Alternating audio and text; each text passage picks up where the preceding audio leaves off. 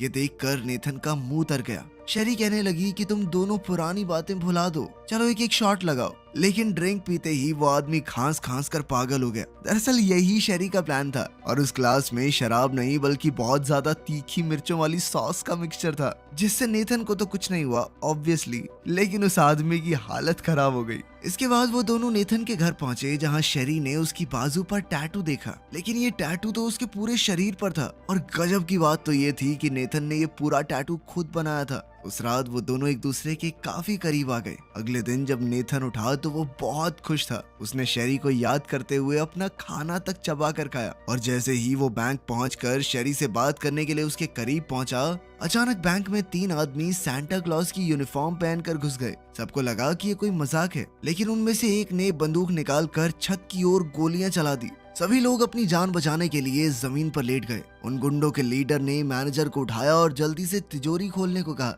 लेकिन मैनेजर कहने लगा कि देखो अलार्म बजा दिया गया है, 3 मिनट के अंदर पुलिस यहाँ आ जाएगी, चोरी छोड़ो, तुम भाग जाओ यहाँ से। इस बात पर वो चोर इतना खिंच गया कि उसने मैनेजर को पीट पीट कर अधमरा कर दिया, लेकिन इस दौरान उसके चेहरे से नकली दाढ़ी हट गई, जिसके चलते मैनेजर ने चोर का मुंह देख लिया था। अपनी पहचान छुपाए रखने के लिए उसने अपनी बंदूक से मैनेजर का भेजा उड़ा दिया। इसके बाद उसने असिस्टेंट मैनेजर यानी नेथन को उठाकर तिजोरी के सामने खड़ा कर दिया। अपने सामने हेड मैनेजर की लाश देखकर नेथन सुन्न पड़ गया। चोरों के लीडर ने उसके पेट में कई मुक्के मारे, लेकिन नेथन को कोई फर्क ही नहीं पड़ रहा था। शेरी से ये देखा नहीं गया और वो नेथन को बचाने के लिए बीच में आ गई, लेकिन लीडर ने उसे पकड़कर अब उसके कान पर बंदूक रख दी। शेरी को मुसीबत में देखकर नेथन तुरंत कोड बताने को राजी हो गया। कोड पता लगते ही चोर ने नेथन के सर पर बंदूक का बट मार के उसे बेहोश कर दिया। उन्होंने सारा कैश अपने बैग्स में भर लिया, लेकिन पुलिस समय से पहले वहां पहुंच गई, जिस वजह से वो लुटेरे शेरी को बंदूक की नोक पर अपने साथ ले गए और पुलिस वालों को हथियार नीचे करने को कहा। वो इतने बेरहम थे कि उन्होंने मौका मिलते ही पुलिस वालों पर भी गोलियां बरसा दी।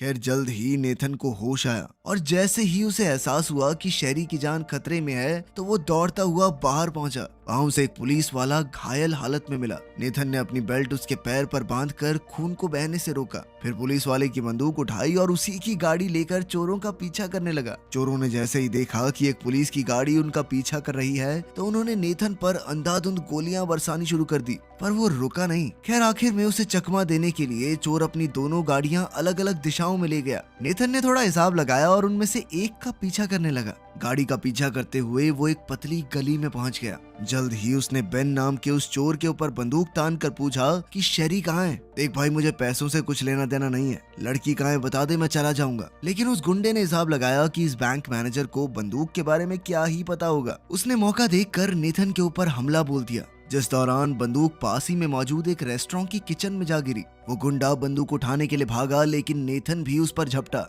गुंडे ने उस पर कई गोलियां चलाई, लेकिन नेथन बच निकला। उसने गरम पैन उठाकर बंदूक पर दे मारा, जिससे वो खौलते हुए तेल में जा गिरी। उनकी इस लड़ाई के दौरान उस गुंडे ने नेथन को बहुत पीटा, पर वो हर बार वापस खड़ा हो जाता। इससे पहले कि बेन उसे खत्म कर पाता, नेथन ने खौलते हुए तेल से बंदूक निकाली और बेन की खोपड़ी उड़ा दी। एक इंसान को मारकर वो काफी डर गया था, लेकिन अभी पछतावे का समय नहीं था। उसे सिर्फ शेरी को बचाना था। उसने बेन का फोन अपने पास रख लिया और साथ ही उसकी बाजू पर बने टैटू की फोटो भी खींच ली। इसके बाद वो बेन की ही गाड़ी लेकर निकल पड़ा। उसने अपने ऑनलाइन गेमर दोस्त रॉस्को को उस टैटू की फोटो भेजकर कहा कि जल्दी से पता लगा भाई ये टैटू किसने बनाया है। जिस पर रॉस्को ने उसे याद दिलाया कि हम बस साथ में गेम खेलते हैं, पता है ना, असलियत में कभी मिले भी नहीं एक दूसरे से। लेकिन नेथन के मिन्नतें करने पर आखिर में वो मान ही गया। उधर पुलिस को लग रहा था कि नेथन भी जरूर इस चोरी में शामिल है, क्योंकि वो मौका मिलते ही चोरों के साथ भाग गया था। वहीं दूसरी तरफ नेथन अर्ल की हार्डवेयर शॉप में पहुंचा। अर्ल ने उसकी खस्ता हालत देखकर एम्बुलेंस बुलाने की बात कही, लेकिन नेथन ने कहा कि अभी टाइम नहीं है मेरे पास। उसने कटर उठाया और एक बड़ा सा कट लगा के आराम से अपने हाथ से गोली बाहर निकाल दी। अर्ल ये देखकर हैरान रह गया कि ये बंदा है क्या। आखिर में फेविक्विक लगा के उसने कट को वापस से जोड़ भी दिया और चोरों के चुराए हुए पैसों में से एक गड्डी अर्ल को दे दी ताकि वो अपना लोन चुका सके। जैसे ही वो बाहर निकला, उसे रॉस्को का मैसेज आया जिसमें टैटू की दुकान का एड्रेस था। वो जल्दी से उस दुकान की ओर निकल पड़ा। दूसरी तरफ पुलिस को बेन की लाश मिल गई थी और किचन में मौजूद शेफ ने उन्हें नेथन के बारे में बताया। अब तो पुलिस अपने हीरो को कोई मास्टरमाइंड क्रिमिनल समझ रही थी। इंस्पेक्टर ने फिर भी एक बार उसके फोन पर कॉल करने की सोची, जो कि नेथन ने उठा भी ली। इस बात से पुलिस वाले काफी चौंक गए कि अगर ये कोई क्रिमिनल है तो फोन अब तक इसने ऑन क्यों छोड़ा हुआ है। नेथन ने उन्हें समझाने की बहुत कोशिश की कि उसे पैसों से कोई मतलब नहीं है, वो तो बस शरी को जल्द से जल्द उन गुंडों से बचाना चाहता है और जिस लड़की ने उसकी बेरंग सी जिंदगी को मतलब दिया है वो उसे बचाने के लिए कुछ भी करेगा। लेकिन इस कॉल के दौरान पुलिस ने उसकी लोकेशन का पता लगा लिया। दूसरी तरफ बाकी के दो चोर अपने ठिकाने पर खड़े ये सोच रहे थे कि बेन अब तक वहाँ पहुंचा क्यों नहीं। आंद्रे नाम का चोर, जो कि बेन का भाई है, वो काफी चिंता में था कि कहीं उसके भाई के साथ कुछ गलत ना हो गया हो। लेकिन साइमन को पूरा भरोसा था कि बेन कभी भी आता ही होगा। तुम दोनों अपनी बकवास बंद करो, शेरी ने चिढ़कर कहा। तब हमें पता चलता है कि वो भी इन चोरों के साथ शुरुआत से मिली हुई थी, लेकिन वो इस बात से बेहद परेशान थी कि साइमन ने उससे वादा किया था कि वो किसी को चोट नहीं पहुंचाएगा, जबकि लूट के दौरान उसने हेड मैनेजर को जान से मार डाला। इस पर साइमन ने शेरी पर चिल्लाते हुए कहा कि ऐसा कुछ भी नहीं होना था। अगर तू अपना काम ढंग से करके उस असिस्टेंट मैनेजर नेथन का कोड पता कर लेती। इस बात से पता चलता है कि वो नेथन के करीब सिर्फ तिजोरी का कोड हासिल करने के लिए गई थी। खैर दूसरी तरफ नेथन उस टैटू वाली दुकान में पहुंचा, जहां टैटू बनाने वाला इंसान एक हट्टा कट्टा पहाड़ जैसा आदमी था। नेथन ने उसे अपनी छाती पर मौजूद खाली जगह पर बेन वाला टैटू बनाने को कहा। जल्द ही उसकी बातों से टैटू बनाने वाले को शक हो गया कि वो झूठ बोल रहा है, बेन उसका दोस्त नहीं है, और उसने बातों बातों में एक चाकू उठा लिया। लेकिन नेथन पहले ही उस पर बंदूक ताने खड़ा था। इतने में टैटू आर्टिस्ट की बीवी ने बंदूक पर सरिये से हमला करके उसे दूर पटक दिया। अब नेथन और उस पहलवान के बीच जबरदस्त लड़ाई शुरू हो गई। नेथन के हमलों का तो उस पर कोई भी असर नहीं हो रहा था। आखिर में नेथन ने अपनी दर्द न होने वाली सुपर पावर का इस्तेमाल किया और अपनी मुट्ठी में कांच के टुकड़े लगाकर उसने उस पहलवान की आंखों पर हमला कर दिया। फिर उसे जान से मारने की धमकी देकर नेथन ने उससे बेन का पूरा नाम निकलवाया, जिसके बाद उसने थोड़ा जुगाड़ लगा के बेन के घर का पता लगा लिया और कहीं वो एड्रेस भूल ना जाए। इस चक्कर में नेथन ने एड्रेस का टैटू अपनी हथेली पर बना लिया। उधर चोरों के ठिकाने पर आंद्रे ने कहा कि वो अपने भाई के घर जाकर देखना चाहता है कि सब ठीक तो है ना। इसी घर में इस वक्त नेथन घुस चुका था। उसने जल्दी से छानबीन शुरू कर दी कि कुछ ऐसा मिल जाए जो उसे शेरी तक पहुंचा दे। इस घर में एक से बढ़कर एक हिडन ट्रैप्स थे जो शायद किसी आम इंसान को तो मार ही देते, लेकिन अपना हीरो कोई आम आदमी नहीं है। तीर टांग के आर पार हो गया, लेकिन मजाल है भाई ने उफ तक की हो। अब वो हर एक कदम फूक फूक कर रख रहा था और जल्द ही उसे एक कार रिपेयर शॉप की यूनिफॉर्म मिली जहां बेन काम करता होगा। वो जल्दी से वहां जाने को तैयार हो गया, पर तभी अचानक उसका पैर एक फंदे में फंस गया और अब वो छत से उल्टा लटका हुआ था। उसने जल्दी से रॉस्को को फोन करके वहां आने को कहा, जिसके लिए रॉस्को ने सीधा मना कर दिया। लेकिन फिर नेथन कहने लगा कि पूरी जिंदगी उसका कोई दोस्त नहीं रहा। रॉस्को के लिए शायद वो एक ऑनलाइन फ्रेंड होगा जिसके साथ वो गेम खेलता है, लेकिन नेथन के लिए वो उसका इकलौता दोस्त है। ये इमोशनल स्पीच सुनकर रॉस्को भी उसकी मदद के लिए राजी हो गया। खैर जल्द ही बेन का भाई आंद्रे घर में दाखिल हुआ। वो अंदर घुसते ही समझ गया कि यहाँ कोई तो आया है। जल्द ही उसने हॉल में नोवाकेन भाई को उल्टे लटके हुए देखा। उसे देखते ही नेथन ने एक्टिंग शुरू कर दी। भैया मुझे छुड़वा दो, मैं तो गलत घर में आ गया, चोर हूँ, छोटा सा गलती हो गई मुझसे। लेकिन आंद्रे ने उसके हाथ पर लिखा हुआ एड्रेस पढ़ लिया और वो समझ गया कि नेथन झूठ बोल रहा है। तभी आंद्रे को साइमन का फोन आया, जिसने उसे बताया कि बेन को सूट बूट पहने किसी आदमी ने बेरहमी से मार दिया है। आंद्रे समझ गया कि इसी आदमी ने मेरे भाई को मारा है और वो नेथन को मारने से पहले उसे टॉर्चर करना चाहता था, जबकि नेथन को असलियत में दर्द होने की एक्टिंग करनी पड़ रही थी। भैया मत करो, भैया दर्द हो रहा है। लेकिन इससे पहले कि आंद्रे नेथन का खेल खत्म करता, रॉस्को ने ऐन वक्त पर पीछे से आकर उसे बेहोश कर दिया। रॉस्को ने उसे फोन पर बताया था कि वो 6 फुट 4 इंच का हट्टा कट्टा आदमी है, जिसके बाल इतने लंबे हैं कि चोटी रखता है। अब अपने सामने इस मोटे छोटे टकले को देखकर नेथन थोड़ा हैरान हो गया। खैर इससे पहले कि वो वहाँ से निकल पाते, आंद्रे को होश आ गया और उनके बीच में एक बार फिर से लड़ाई छिड़ गई। वो उन दोनों पर ही भारी पड़ रहा था, लेकिन आखिर में नेथन ने जैसे तैसे अपने पैर में लगा वो तीर आंद्रे के सर के पार कर दिया।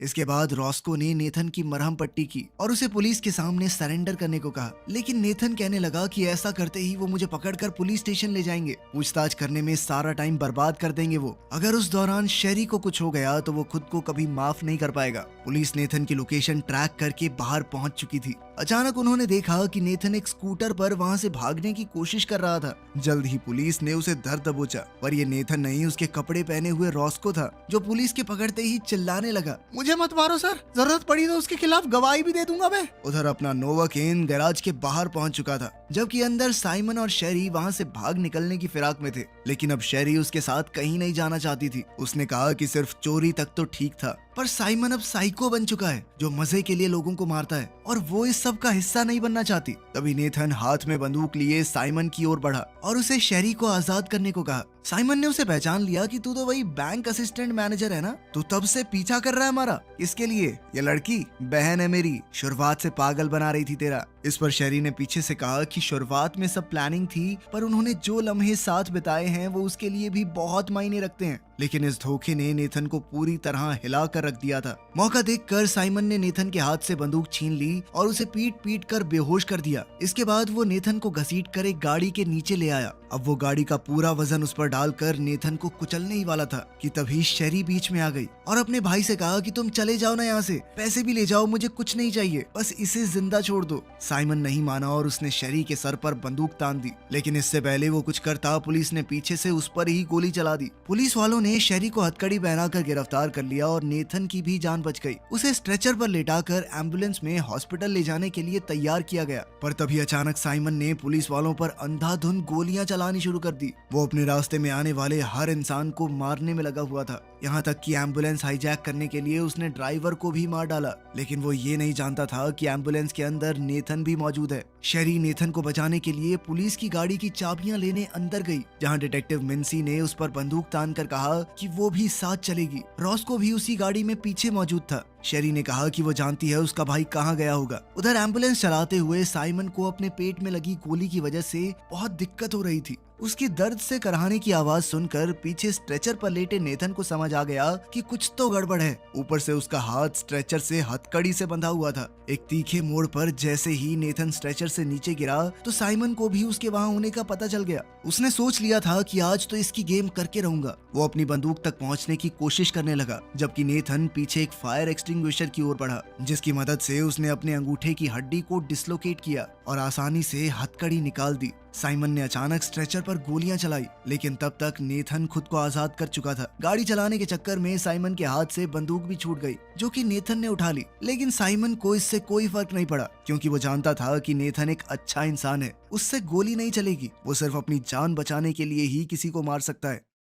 उधर शेरी ने बताया कि उनका प्लान एक बोट से भागने का था, तो उसका भाई वहीं जा रहा होगा। वहीं नेथन को एम्बुलेंस में शॉक देने वाली मशीन मिली। उसने इसे अपने शरीर पर लगाकर अपना हाथ नेथन के मुंह पर लगा दिया। अचानक करंट लगते ही साइमन से गाड़ी का कंट्रोल छूट गया और एम्बुलेंस पलट गई। अब वो गुस्से में नीचे उतरकर नेथन को बुरी तरह पीटने लगा। इतने में शेरी भी पुलिस की गाड़ी में वहां पहुंच गई। डिटेक्टिव मिन्सी ने उसे अपनी बंदूक देकर कहा कि चाहे वो तुम्हारा भाई है, पर उस दरिंदे को छोड़ना मत। मिन्सी को भी गोली लगी थी, तो शेरी ने रॉस्को से कहा कि वो उसे जल्दी से हॉस्पिटल ले जाए। उधर साइमन ने नेथन को मार मार के उसकी हालत बुरी कर दी थी। उसे दर्द भले ही ना हो रहा हो, पर अब उसके शरीर में खड़े होने तक की हिम्मत नहीं बची थी। इससे पहले कि साइमन उसे खत्म कर पाता, शेरी ने पीछे से उसकी छाती में गोली मारी, जिसके बाद साइमन जल्दी से भागा। वो मौका मिलते ही शेरी पर कूद पड़ा और बंदूक दूर फेंक दी। अब वो अपनी ही बहन को बुरी तरह पीटने लगा। नेथन को अपना दर्द भले ही न महसूस होता हो, पर वो शेरी को दर्द में नहीं देख सकता था। वो धीरे धीरे रेंगते हुए एम्बुलेंस से गिरे हुए एक मेडिकल बैग की तरफ बढ़ा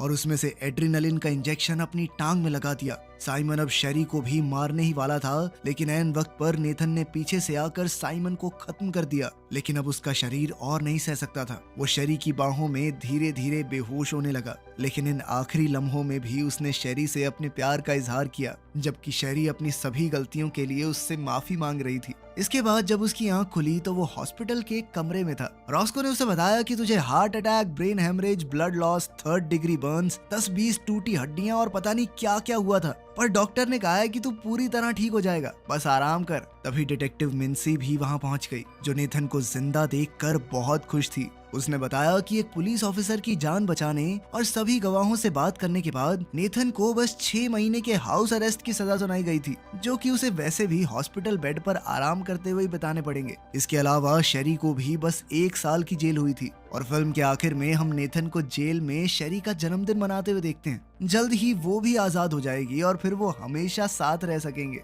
तो ये जबरदस्त कहानी कैसी लगी कमेंट्स में जरूर बताना। मिलते हैं अगली वीडियो में।